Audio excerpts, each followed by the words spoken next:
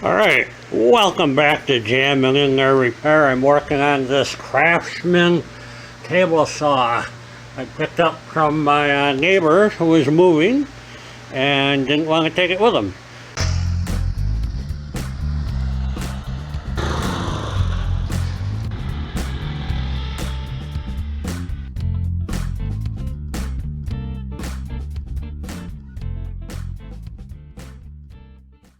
So it was a freebie, and that was last week Sunday.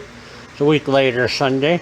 I threw it up on Craigslist just to see if anybody would bite for $150, and I got a reply this afternoon that somebody give me $100 for it. Just fine by me. $100 is $100, so I'll take it. But I haven't tested it, and I told the guy it needs a new power cord, and I was going to do it replacement on it right here. The lighting's horrible, of course. Go on the other side here. There you go. So you can see how bad this power cord is here. So I'm going to take this motor off. I forgot to start the video, but I've already loosened all the nuts. There's 4 nuts, and the motor itself is sitting on the 2x4s right now. So I'm going to lift it up, put it on the table here, and see if we can figure out what's going on with the wires. Alright, get you set up here so you can see. All I've done was remove the nuts, and it's held in with carriage bolts, 4 of them. I should be able to just pull it away. I already took the belt off. Pull it away from here. Okay, that worked. Just bring it up, set it up here. There you go. Now I can check out this wiring on here. So what you have here is your power cord.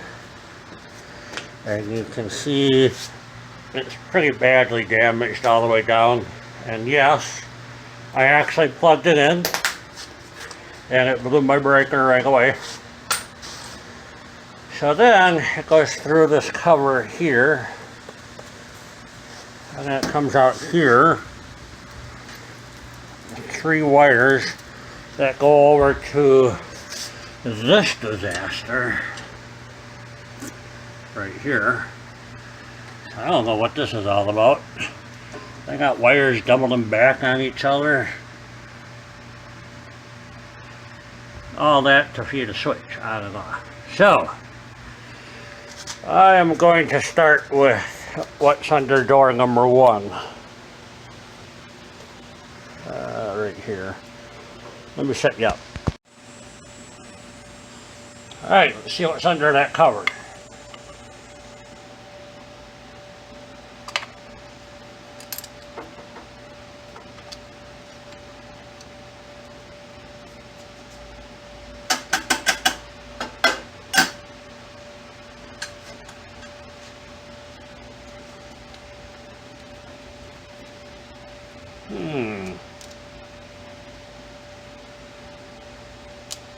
Oh, this is all crispy. All has to go. I can't even move it without breaking something. Wow.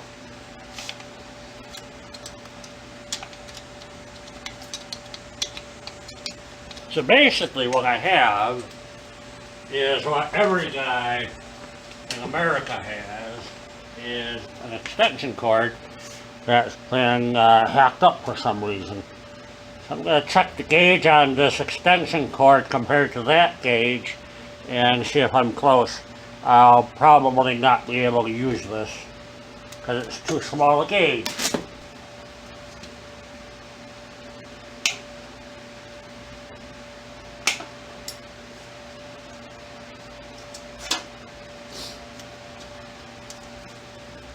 Alright, so cut the 2 wires going to the switch.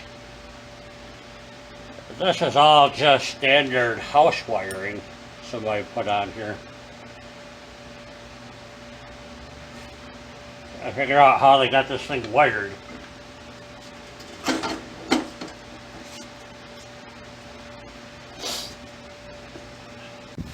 Let's clean that out a little bit.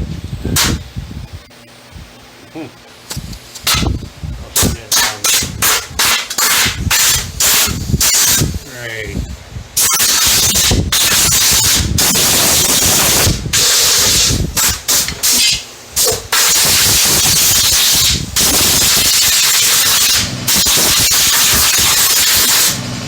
Alright.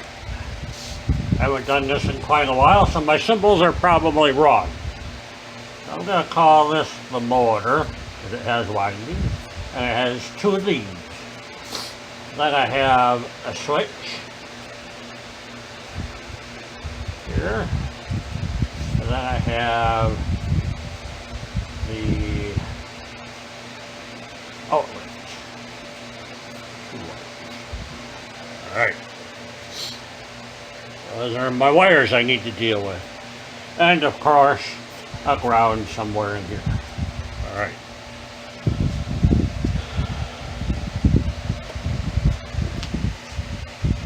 So first I'm going to draw what was already done in the past.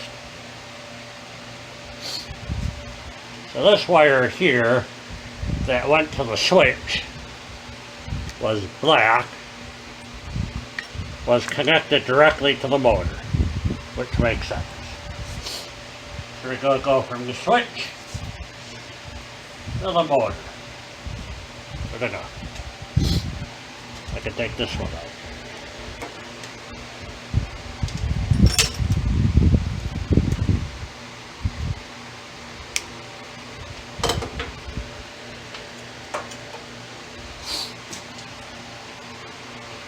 Next wire here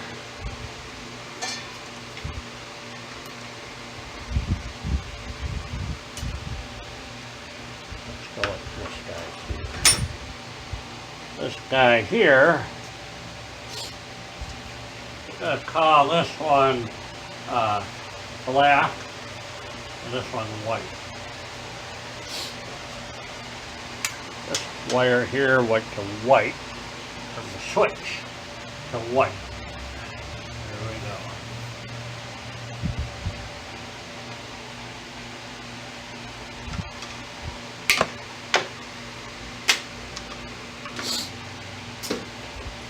Alright. Then we had these two wires.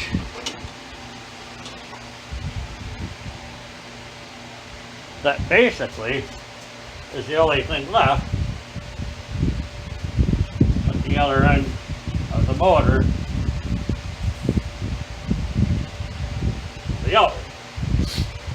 The fact that they ran it all this way to get there is beyond me. Okay, good. I need better wire cutters. Alright. So that's the power as it was before I did anything. Gotta go to the store, gotta pick up some shielded cable with the proper gauge. Probably spend more money than I want to make $100. Well, I need it to be safe. Let me give you a little better picture of my diagram here. In case you're wondering, simplistic.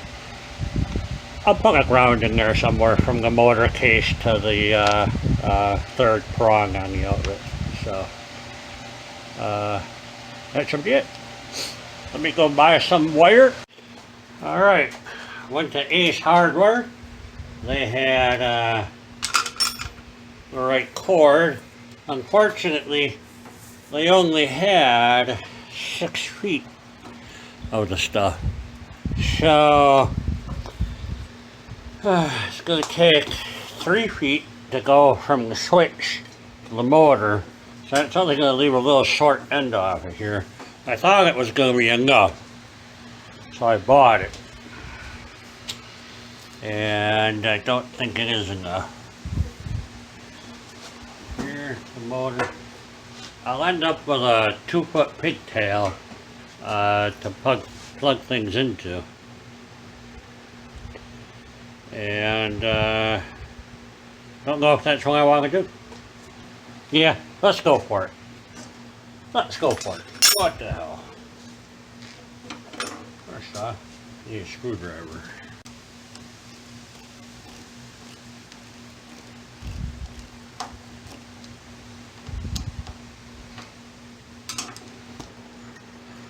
Comes through here. Comes through here.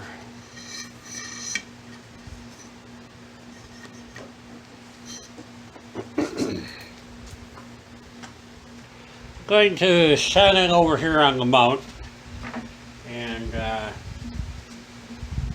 just get a measurement on where I need to be.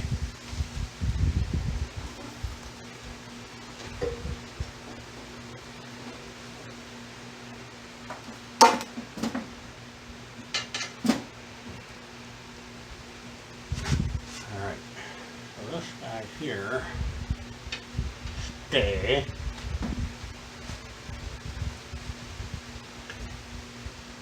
Here has to go.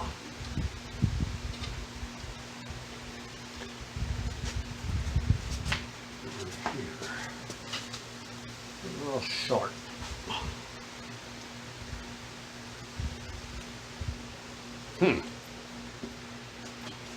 Or I could move the switch over here and shorten it up a whole bunch. Aha! I think I might do that. That solves all sorts of problems. Yeah, the switch is right here. And I think that switch is just held on by somebody made this bracket here. These are not original. So I'm going to just take and move the switch back over here by the motor. Click, right here. And that'll give me more cord plugging into the wall. So let's do that. Yeah, we went camping this weekend, Friday, Saturday, and Sunday, and it rained all weekend. So I'm home doing this, trying to stay dry. I had to put the pop-up camper away wet. So it's all wet and musty in there right now, but I saw the weather is going to rain. It really doesn't do me any good to open up the camper if it's raining. It might be severe, so I'll leave it closed until we have dry weather airing out. Anyway, back to this project. Let's take this guy off here.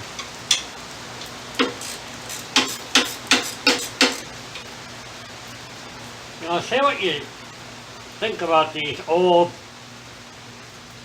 tools. They sure were built nice. This thing's solid. The other problem I'm having with it, and why I don't keep it, is I don't have any way to move it around. The one I have is more portable and has done every cut I've ever needed it to. So, and weighs a fourth of what this weighs.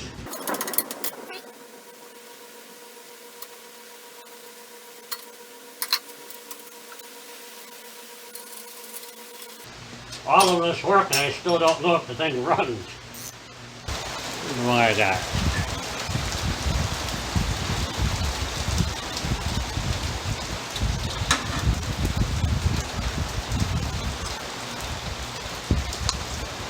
I think I'll take this over to the vise and untwist it and twist this one.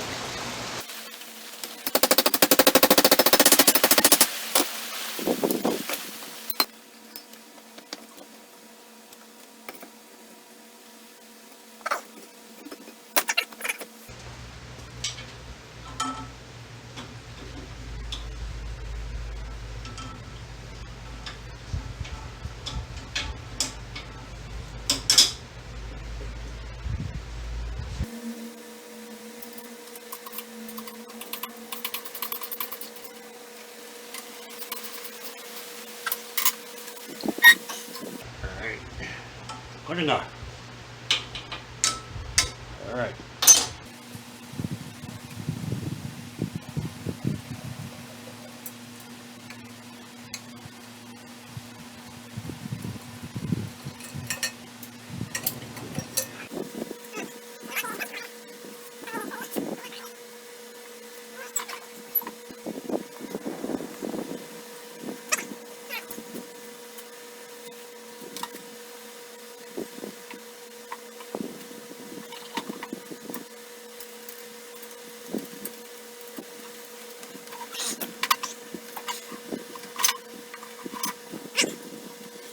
Now all I have to do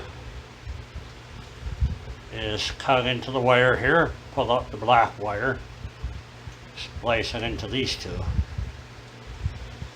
and hook up the switch. And we're good to go. Are you still here? Alright, I'll bring you back.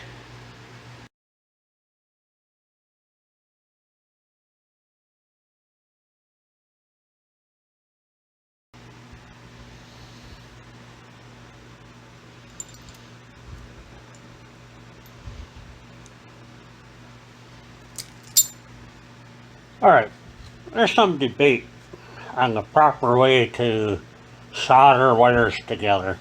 I was taught how to solder wires when I was, I don't know, 8 years old. The way I was taught, that was back in 1972, was first, you need to have a good mechanical connection by twisting the wires together so they don't physically separate easily, okay? So, the way I just twisted it was the old school way. Now, everybody's talking about doing this kind of twist together, okay? And of course I'm going to solder it, but I'm telling you that that is not a good mechanical connection, okay?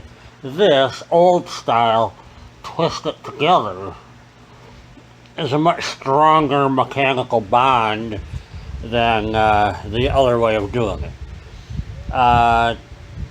So I prefer doing it this way. So that's what I'm going to do.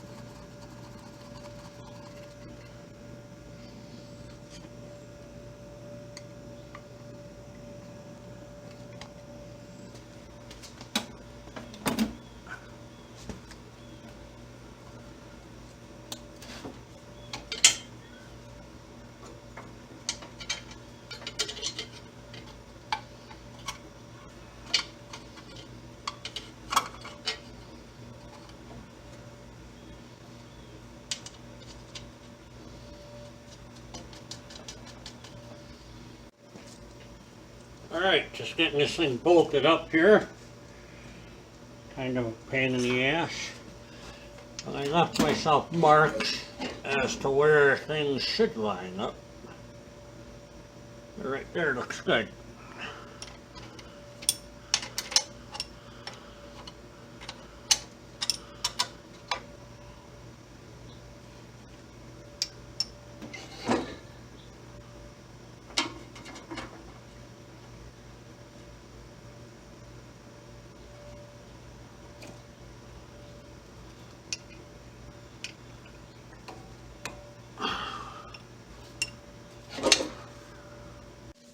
Alright, Missed a few minutes of what I was doing there. Sorry about that. I put in a proper restraining, I forgot what you call the damn things. It's not a grommet, it's metal. But it'll hold the wire so it doesn't rub and eventually short out. Where before they just had two bare wires still picking through the back here. That wasn't that safe at all. So I'm going to go ahead and wire the switch with the ground and everything.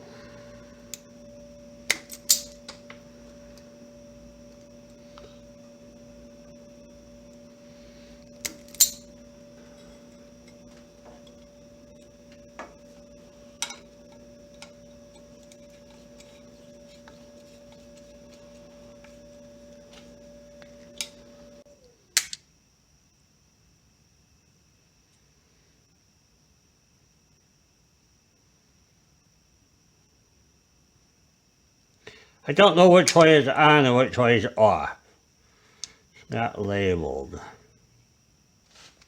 50-50 chance here. Don't think it matters. I'm going to go ahead and put the black on the copper. That's pretty standard.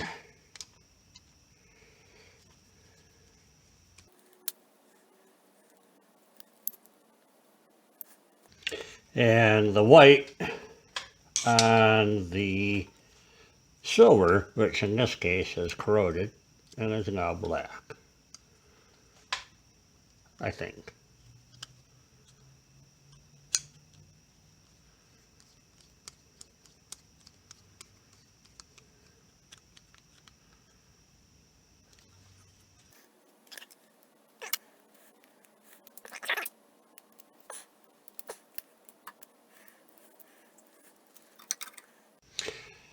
Most people don't wrap their electrical boxes or electrical switches or outlets with tape like I just did.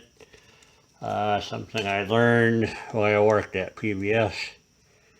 All of the outlets had to be wrapped like that. So, seemed like a good idea then, so it's a good idea now.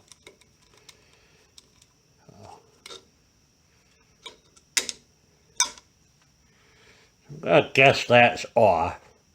I'm going to go plug this thing in. Let's see what happens here. So,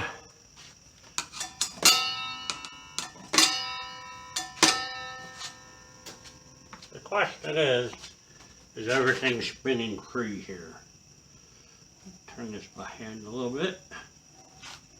Not hitting anything. Feels pretty smooth. All my nuts are tight. My wiring's good. Don't have anything on the table that's gonna kill me if it starts up. 50-50 chance that switch is off. I'm gonna go ahead and plug her in here. Here we go. Alright. Seems like 50-50 chance. Ready? Alright.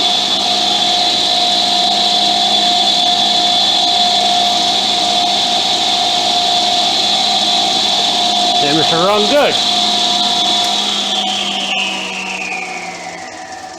Let's cut a piece of wood.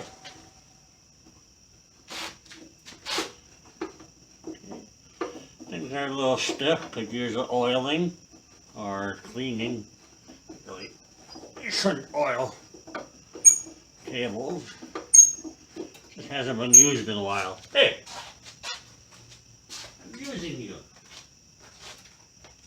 Alright, so let's try cutting.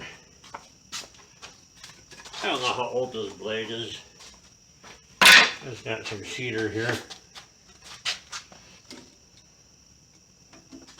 And the floor.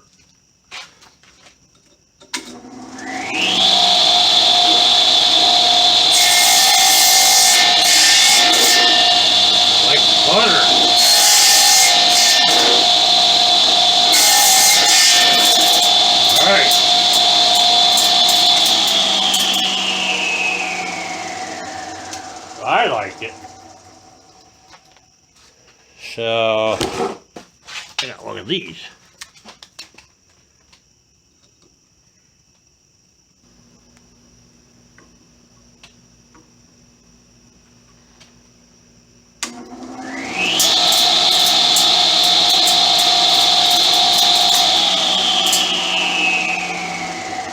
Alright, that's nice. I just don't plan on cutting that much wood the rest of my life. I don't see a future where I'm cutting a lot of wood that I need this big of a piece of equipment. As nice as it is, gotta go bye-bye.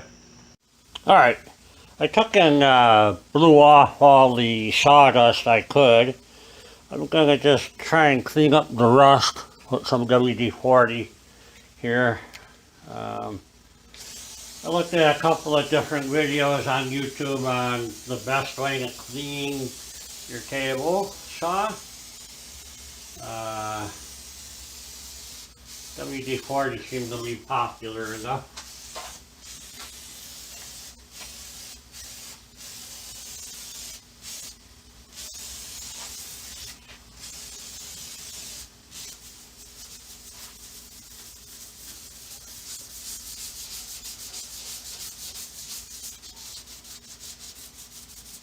This is pretty bad.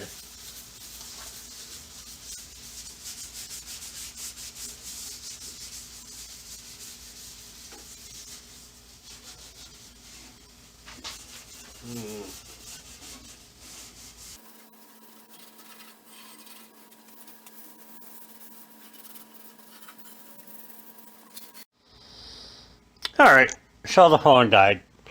But I kept going at it with the WD-40 and the green scrubby, and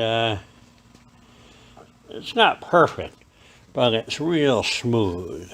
You know, you can tell that your work is going to just glide right across the surface there. So at least when a buyer comes, they're not going to be looking at the rust.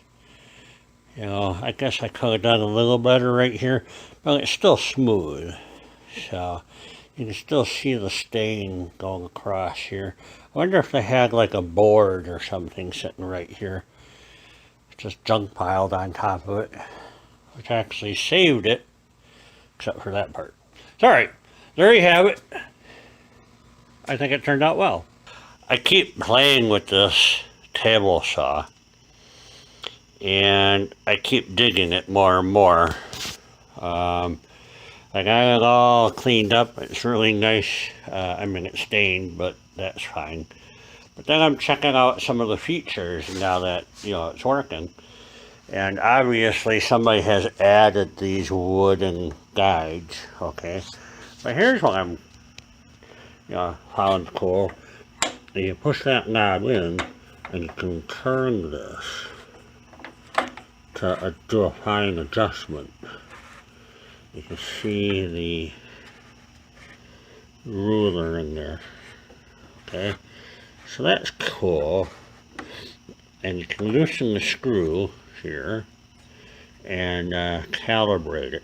It's off because this thickness here, I measured the distance here, and it's off by 3/4 of an inch. Okay, so you have to do some math. But I thought that was cool. And you pull out the knob, and you can release the whole guide. So, cool. And that all works extremely well. Making a liar out of me right now. I don't have it hooked. There it goes. Alright. So that works well. And she locks down. But it, you can see the table extensions here. It doesn't have the drive teeth to continue on the edge. So it stops there. From here out, you gotta pull the shaft out and you can slide it out some more. Still lock it down. Still lock it down just fine, it'll work. I'm gonna leave it there. grab a piece of cedar here. I'm going to just zip it through the saw here. Go get your safety glasses.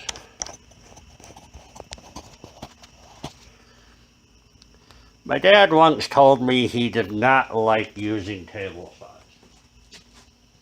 So, now obviously you work the table from this side, right? I went and put the switch over there. Yeah, it's a little bit of a reach.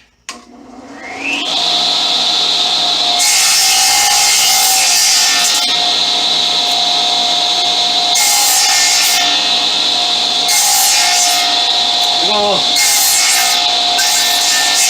for an old rusty blade, that thing sure cuts nice. Runs really smooth. The belt seems to be in good shape. I don't get any weird vibrations, you know. It's just what you would expect from a table saw. Perhaps there should be a safety switch on here. You know, one of those you gotta pull down and lift up. I don't have children in my house, so that's hardly an issue. And like I said, I'm planning on selling it. But it is really a nice saw. I might go back online and taking more pictures of the labels there. And now that it's all cleaned up, and I'll take some good pictures, throw it on Craigslist. I think I'm gonna jack up my price. I don't know. I think $300 is extremely fair. I think that motor alone would cost somebody $200. So on the stand, look at that stand. I was thinking about keeping the stand just for my, you know, getting rid of the saw and using it for a bench grinder stand. But no, it all goes together. So that's what I'm going to do. I'll let you know what happens. You gotta watch my videos to find out. Thanks for watching again. I hope you come back. And I hope you hit subscribe, like, thumbs up, make a comment. Let me know what you think of how I'm doing. Bye-bye.